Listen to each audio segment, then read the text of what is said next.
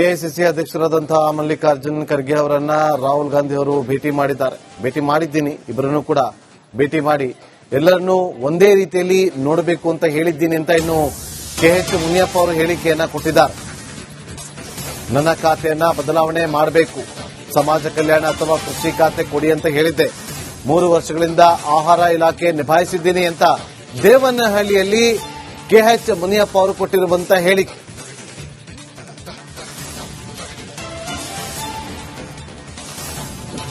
ನೋಡಿ, ಇವತ್ತು ಬೆಳಗ್ಗೆ 10:42 ಸರಿಯಾಗಿ ರಿಪಬ್ಲಿಕ್ ಕನ್ನಡ ಬ್ರೇಕ್ ಮಾಡಿದಂತ ಸುದ್ದಿ.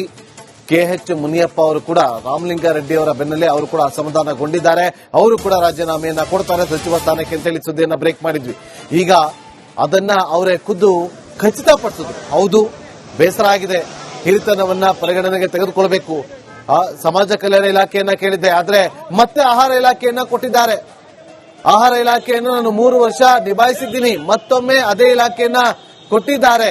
ಹಿರಿತನವನ್ನ ಪರಿಗಣನೆಗೆ ತೆಗೆದುಕೊಳ್ಳಬೇಕು ಅಂತ ಹೇಳಿ ನಾನು ರಾಹುಲ್ ಗಾಂಧಿ ಅವರನ್ನ ನಾನು ಕೇಳ್ಕೊಂಡಿದ್ದೆ ಅಂತ ಕೂಡ ಹೇಳಿದ್ದಾರೆ. ವರಿಷ್ಠರು ಸಮತೋಲನವಾಗಿ ನೋಡಬೇಕಾಗಿತ್ತು, ಎಲ್ಲರನ್ನು ಸಮಾನವಾಗಿ ನೋಡಬೇಕಿತ್ತು ಅಂತ. ನಾನು ತಾಯಿ ಸ್ಥಾನದಲ್ಲಿದ್ದೀನಿ, ಕಾಂಗ್ರೆಸ್ ಪಕ್ಷದಲ್ಲಿ ತಾಯಿ ಸ್ಥಾನದಲ್ಲಿದ್ದೀವಿ ಅಂತ ಹೇಳಿದ್ದಾರೆ. ಎಲ್ಲಾ ಮಕ್ಕಳನ್ನ ಒಂದೇ ರೀತಿಯಾಗಿ ನೋಡಬೇಕು ಅಂತ ಕೂಡ ಹೇಳಿದ್ದಾರೆ.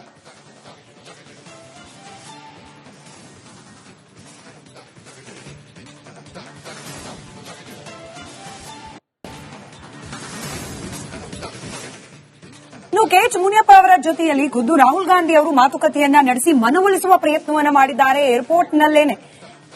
ಈಗಷ್ಟೇ ಆಗಮಿಸಿದ್ರು, ಕೆಲವೇ ನಿಮಿಷಗಳ ಮುಂಚೆ ರಾಹುಲ್ ಗಾಂಧಿ ಅವರು ಬೆಂಗಳೂರಿಗೆ ಏರ್ಪೋರ್ಟ್ನಲ್ಲೇನೆ ಮುನಿಯಪ್ಪ ಅವರನ್ನ ಕೂರಿಸಿಕೊಂಡು ಅವರನ್ನ ಕನ್ವಿನ್ಸ್ ಮಾಡೋ ಪ್ರಯತ್ನಕ್ಕೆ ರಾಹುಲ್ ಗಾಂಧಿ ಮುಂದಾಗಿದ್ದಾರೆ. ಹಿರಿಯ ನಾಯಕರಿಗೆ ನಡೆಸ್ಕೊಳ್ತಾ ಇರೋದು ಸರಿ ಇದೆಯಾ ಅಂತ ಹೇಳಿ ರಾಹುಲ್ ಗಾಂಧಿ ಅವರ ಮುಂದೆನೆ ಮುನಿಯಪ್ಪ ಅವರು ಅಸಮಾಧಾನವನ್ನ ತೋಡ್ಕೊಂಡಿದ್ದಾರಂತೆ. ಏರ್ಪೋರ್ಟ್ನ ವಿಐಪಿ ಲಾಂಜ್ನಲ್ಲೇ ಮಾತುಕತೆಯನ್ನ ನಡೆಸಿದ್ದಾರೆ ಮುನಿಯಪ್ಪ ಅವರ ಜೊತೆಯಲ್ಲಿ ರಾಹುಲ್ ಗಾಂಧಿ ಅವರು.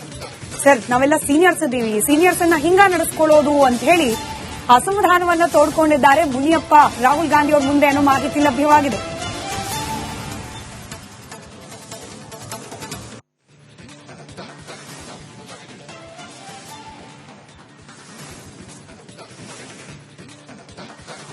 ರಾಹುಲ್ ಗಾಂಧಿ ಅವರು ಬರ್ಲಿಕ್ಕೆ ಮುಂಚೆ ಕೂಡ ಒಂದು ಸುತ್ತಿನ ಮಾತುಕತೆಯನ್ನ ನಡೆಸಿ ಮುನಿಯಪ್ಪ ಅವರನ್ನ ಕನ್ವಿನ್ಸ್ ಮಾಡೋ ಪ್ರಯತ್ನ ಮಾಡಲಾಗಿದೆ.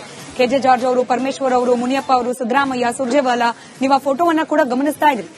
ನಂತರದಲ್ಲಿ ರಾಹುಲ್ ಗಾಂಧಿ ಅವರು ಬಂದು ಕೂಡ ಮಾತುಕತೆ ನಡೆಸಿದ್ದಾರೆ, ಕನ್ವಿನ್ಸ್ ಮಾಡೋ ಪ್ರಯತ್ನ ಮಾಡಿದ್ದಾರೆ.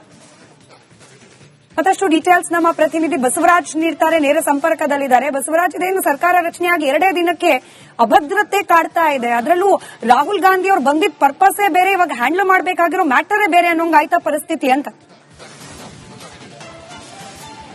ಖಂಡಿತ ಸ್ಮಿತಾ, ನೀವು ಹೇಳ್ತಿರೋದು ಸರಿಯಾಗಿದೆ. ಯಾಕಂದ್ರೆ ರಾಹುಲ್ ಗಾಂಧಿ ಅವರು ಮಲ್ಲಿಕಾರ್ಜುನ್ ಖರ್ಗೆ ಅವರ ನಾಮಪತ್ರ ಸಲ್ಲಿಕೆಗೆ ಬರ್ತಾ ಇದ್ದಾರೆ. ರಾಜ್ಯಸಭೆ ಒಂದಷ್ಟು ಮೆಸೇಜ್ ಅನ್ನ ಕೊಡಬೇಕು, ನಾವು ಹೆಚ್ಚಿನ ಸ್ಥಾನಗಳನ್ನ ಗೆಲ್ತಾ ಇದ್ದೇವೆ ಕರ್ನಾಟಕ ರಾಜ್ಯದಿಂದ ಅನ್ನುವಂತ ಒಂದಷ್ಟು ಸೂಚನೆಯನ್ನ, ಒಂದಷ್ಟು ಮೆಸೇಜ್ ಅನ್ನ ಬಿಜೆಪಿ ಕೊಡಬೇಕು ಅನ್ನುವಂತ ಲೆಕ್ಕಾಚಾರದಲ್ಲಿ ರಾಜ್ಯಕ್ಕೆ ಆಗಮಿಸಿರ್ತಕ್ಕಂಥದ್ದು. ಆದ್ರೆ ಇವತ್ತು ರಾತ್ರಿಯಿಂದ ಗಮನಿಸ್ತಾ ಇರತಕ್ಕಂಥದ್ದು, ನಾವು ಬೆಳವಣಿಗೆಗಳನ್ನ ನೋಡಿದ್ರೆ ರಾಮಲಿಂಗಾರೆಡ್ಡಿ ಅವರ ರಾಜೀನಾಮೆ ಪ್ರಹಸನ, ಈಗ ಮುನಿಯಪ್ಪನವರ ರಾಜೀನಾಮೆ ಪ್ರಹಸನ, ಕೆಜೆ ಜಾರ್ಜ್ ಅವರ ಒಂದಷ್ಟು ಅಸಮಾಧಾನ, ಎಲ್ಲ ಹಿರಿಯರು ಕೂಡ ಒಂದಷ್ಟು ಅಸಮಾಧಾನವನ್ನು ಹೊರ ಇದ್ದಾರೆ. ಒಂದು ಹಿರಿತನಕ್ಕೆ ಸರಿಯಾಗಿ ನಡೆಸ್ಕೊಳ್ತಾ ಇಲ್ಲ, ನಮ್ಮ ಹಿರಿತನಕ್ಕೆ ಗೌರವ ಕೊಟ್ಟು ಒಂದಷ್ಟು ಉತ್ತಮವಾದಂತಹ ಖಾತೆಗಳನ್ನ ಕೊಡಬೇಕಾಗಿತ್ತು ಅನ್ನುವಂಥದ್ದು ಮುನಿಯಪ್ಪ ಮತ್ತು ರಾಮಲಿಂಗಾರೆಡ್ಡಿ ಅವರ ಒಂದಷ್ಟು ಮಾತುಗಳು. ಈ ಜೊತೆಗೆ ಅವರು ಬಯಸಿದಂತ ಸ್ಥಾನಗಳನ್ನು ಕೂಡ ಬೇಡಿಕೆ ಇಟ್ಟಿದ್ರು ರಾಮಲಿಂಗಾರೆಡ್ಡಿ ಅವರು. ಆ ಬೇಡಿಕೆಗೆ ಈಡೇರಿಲ್ಲ ಅನ್ನುವಂತ ಕಾರಣಕ್ಕೆ ರಾಜೀನಾಮೆ ಕೊಟ್ಟಿದ್ದಾರೆ. ಈಗ ರಾಜೀನಾಮೆ ಕೊಡುವ ಹಂತದಲ್ಲಿ ಮುನಿಯಪ್ಪನವರು ಇದ್ದಾರೆ. ಹೀಗಾಗಿ ಇವರಿಬ್ಬರನ್ನು ಮನವೊಲಿಸಬೇಕಾದಂತಹ ಅನಿವಾರ್ಯತೆ ಈಗ ರಾಹುಲ್ ಗಾಂಧಿ ಅವರ ಹೆಗಲೇ ಇರತಕ್ಕಂಥದ್ದು. ಇದೊಂದು ರೀತಿಯಲ್ಲಿ ಕಾಂಗ್ರೆಸ್ ಒಂದು ರೀತಿಯಲ್ಲಿ ಸಿಎಂಗೆ ಒಂದು ರೀತಿ ಕಸಿವಿಸಿ, ಜೊತೆಗೆ ಮಲ್ಲಿಕಾರ್ಜುನ್ ಖರ್ಗೆ ಅವರು ರಾಜ್ಯದಲ್ಲಿ ಇದ್ದಾರೆ. ಇಂತಹ ಸಂದರ್ಭದಲ್ಲೂ ಕೂಡ ಒಂದು ರೀತಿಯಲ್ಲಿ ಕಸಿವಿಸಿ ಬಿಜೆಪಿಯವರಿಗೆ ಇದೊಂದು ರೀತಿಯಲ್ಲಿ ಆಹಾರ ಆಗಿದೆ. ಸೋಷಿಯಲ್ ಮೀಡಿಯಾದಲ್ಲಿ ಕೂಡ ಬಿಜೆಪಿ ನಾಯಕರು ಸಾಕಷ್ಟು ಪೋಸ್ಟ್ ಗಳನ್ನು ಮಾಡ್ತಾ ಇದ್ದಾರೆ. ಸರ್ಕಾರ ಬಂದು 48 ಗಂಟೆಯಲ್ಲಿ ಈ ತರಹದ ಪ್ರಹಸನಗಳು ನಡೀತಾ ಇದಾವೆ, ಇನ್ನಷ್ಟು ಕಾದ್ ನೋಡಿ ಇನ್ನೊಂದು ದೊಡ್ಡ ಮಟ್ಟದ ಪ್ರಹಸನಗಳು ನಡೀತವೆ ಅನ್ನುವಂಥದ್ದನ್ನ ಬಿಜೆಪಿ ಕೂಡ ಆಡ್ಕೊಳ್ತಾ ಇದೆ. ಹಾಗಾಗಿ ಕಾಂಗ್ರೆಸ್ನಲ್ಲಿ ಒಂದು ರೀತಿಯಲ್ಲಿ ಎಲ್ಲವೂ ಸರಿ ಇದೆ ಅನ್ನುವಂತ ಮಾತುಗಳನ್ನ ಹೇಳ್ತಾ ಇದ್ರು ಕೂಡ ಒಳೊಳಗೆ ಬೆಂಕಿ ಹತ್ಕೊಳ್ತಾ ಇದೆ. ಇದು ಮೊದಲ ಪಟ್ಟಿ ಅಷ್ಟೇ, ಇನ್ನು 2ನೇ ಪಟ್ಟಿ ಸಚಿವ ಸಂಪುಟ ವಿಸ್ತರಣೆ ಇದೆ. ಆ ಸಂದರ್ಭದಲ್ಲಿ ಕೈ ತಪ್ಪುವಂತ ಸಾಧ್ಯತೆಗಳು ಸಾಕಷ್ಟು ಜನಕ್ಕೆ ಇದೆ ಸಚಿವ ಸ್ಥಾನ.